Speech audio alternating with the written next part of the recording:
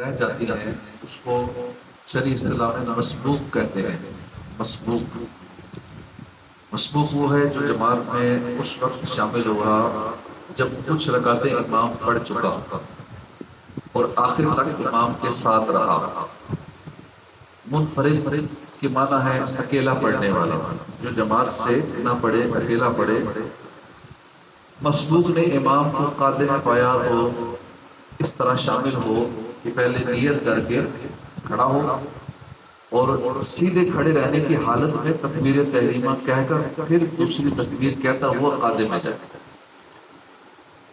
یعنی پہلے جیسے جماعت میں شامل ہوئے کھڑے کھڑے اللہ اکبر کہنا ہے۔ کئی لوگ سجدے میں جاتے ہوئے، رکوع میں جاتے ہوئے یا تحیات میں امام بیٹھا ہوا ہے جاتے جاتے اللہ اکبر کہتے ہیں، اس طرح وہ جماعت میں شامل نہ ہوئے، کھڑے کھڑے اللہ اکبر تکبیر تحریمہ کہہ کے اس کے بعد پھر جہاں بھی شامل ہونا ہے اس کے بعد شامل ہو سکتے ہیں۔ اگر رکوع یا سجدے میں پائے تب بھی ایسے ہی کرنا ہے۔ اگر پہلی تکبیر کہنے میں رکوع کی حد تک جھک گیا، جھکتے جھکتے اللہ اکبر کہا تو نماز نہ ہوگی۔ مسبوق 4 رکعت والی نماز میں چوتھی رکعت میں جماعت میں شامل ہوا، 3 رکعتیں اس کی مس ہو گئیں، چوتھی رکعت مل گئی تو امام کے سلام پھیرنے کے بعد کھڑا ہو جائے، 1 رکعت الحمد اور سورت کے ساتھ پڑھ کر قاعدہ کر لے، یعنی عبدہ و رسولہ تک اتحیات پڑھے، پھر کھڑا ہو جائے، اس میں بھی الحمد شریف اور سورت پڑھے اور اس رکعت پر قاعدہ نہ کرے، ایک اور رکعت پڑھے اس میں صرف الحمد کے ساتھ اور اس آخری رکعت پر قاعدہ وغیرہ کر کے نماز ختم کرے۔ یعنی علاوہ امام کے ساتھ والے قاعدے کے اس کو 2 قاعدے اور ادا کرنے ہوں گے، ایک قاعدہ 1 رکعت کے بعد اور دوسرا قاعدہ اس قاعدے کے بعد 2 رکعت اور پڑھ کر۔ مسبوق مغرب کی تیسری رکعت میں شامل ہوا تو امام کے سلام پھیرنے کے بعد کھڑا ہو جائے، الحمد اور سورت کے ساتھ رکعت پڑھے، قاعدہ کر کے پھر کھڑا ہو جائے، الحمد اور سورت پڑھ کر رکعت پوری کرے اور قاعدہ کیرا کر کے نماز پوری کرے۔ کیونکہ امام کے ساتھ اس نے تیسری رکعت جو پڑھی ہے وہ الحمد اور بغیر سورت ملانے والی پڑھی ہے جو آمین تک پڑھی جاتی ہے۔ اب بقیہ جو 2 رکعتیں پڑھے گا وہ الحمد شریف اور سورت ملانی ہوگی۔ سلام پھیرنے کے بعد کھڑا ہو جائے گا، الحمد شریف سورت ملائیں گے، پھر بیٹھ کے اتحیات میں بیٹھیں گے، قاعدہ کر کے عبدہ و رسولہ تک پڑھ کے پھر کھڑا ہو جائے گا، پھر الحمد شریف اور سورت ملائے گا اور یوں پھر اتحیات میں بیٹھ کے نماز اپنی پوری کرے گا۔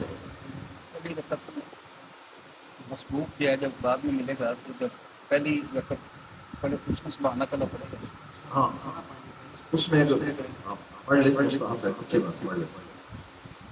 4 رکعت والی نماز کی تیسری رکعت میں شامل ہوا، 4 رکعت والی نماز کی تیسری میں شامل ہوا، یعنی 2 مس ہوئی تو امام کے بعد 2 رکعت اور پڑھے اور ان دونوں میں الحمد اور سورت ضرور پڑھے، کیونکہ یہاں لوگ ڈاؤٹ میں آ جاتے ہیں کہ اب پتہ نہیں سورت کس میں ملانی ہے کس میں نہیں ملانی، کہیں ملا لیتے ہیں کہیں نہیں ملاتے، کہیں اگلی میں ملا لی کہیں پچھلی میں ملا لی، بس یوں ہی کئی سال گزر جاتے ہیں، بس کا ذہن میں آتا بھی ہے نماز کے دوران کے بعد میں پوچھ لیں کے بعد میں بھول ہی جاتے ہیں، پھر یاد آ جاتا ہے کہ کبھی پوچھ لیں گے یہ مسئلہ پھر بھول جاتا ہے، کئی سال ایسی غلطی کرتے کرتے نکل جاتے ہیں۔ تو اس کا صحیح جو طریقہ ہے 4 رکعت والی نماز میں اگر 2 رکعتیں مس ہو گئیں بقیہ 2 میں شامل ہوا تو سورت ضرور ملانی، سورت الحمد کے بعد ضرور پڑھے۔ پہلی رکعت چھوٹ گئی اور امام کے بعد 1 رکعت پڑھے الحمد اور سورت کے ساتھ، پہلی رکعت چھوٹ گئی تو امام کے بعد 1 رکعت پڑھے الحمد اور سورت کے ساتھ۔ مسبوق نے بھول کر امام کے ساتھ سلام پھیر دیا، مسبوق نے بھول کر امام کے ساتھ سلام پھیر دیا تو نماز نہیں ہوتی، پوری کرے، بلکہ نماز نہ گئی پوری کرے اگر بالکل سلام ساتھ پھیرا۔ اب یہاں تھوڑا سمجھنے والا مسئلہ ہے، پہلا مسئلہ ہے بھول کر امام کے ساتھ سلام پھیرا، دوسرا ہے ساتھ سلام پھیرا تو سجدہ صاحب بھی نہیں ہے۔ اگر امام کے ذرا بعد پھیرا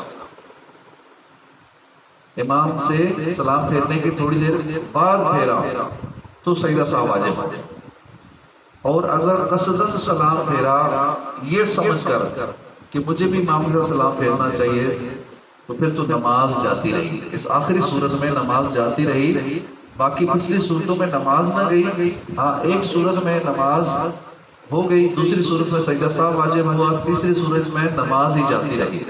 پھر سے اسے سن لیں، مسبوق نے بھول کر امام کے ساتھ سلام پھیر دیا، غلطی سے سلام پھیرا تو ہو گئی نماز، باقی نماز جس طرح اس نے پڑھنی ہے باقی رکعتیں وہ پوری کر لے گا، سجدہ سہو واجب نہیں۔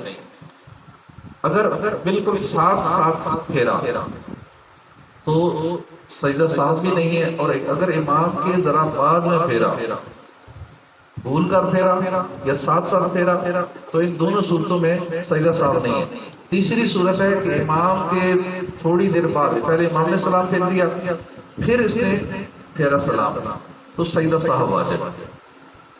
اور اگر قصداً سلام پھیرا یہ سمجھ کر کہ مجھے بھی امام کے ساتھ سلام پھیرنا چاہیے تو نماز جاتی رہی، ساری نماز دوبارہ پڑھنی پڑے گی۔ کسی نے 4 رکعت والی فرض نماز اکیلے شروع کی اور ابھی پہلی رکعت کا سجدہ نہ کر پایا تھا کہ وہیں جماعت شروع ہوئی، تو اپنی نماز توڑ کر جماعت میں شریک ہو جائے۔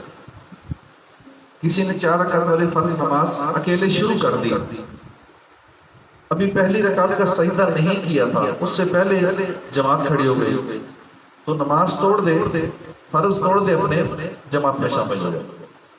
اور فجر اور مغرب میں اگر پہلی رکعت کا سجدہ بھی کر لیا ہو تو بھی توڑ دے، شریک ہو جائے۔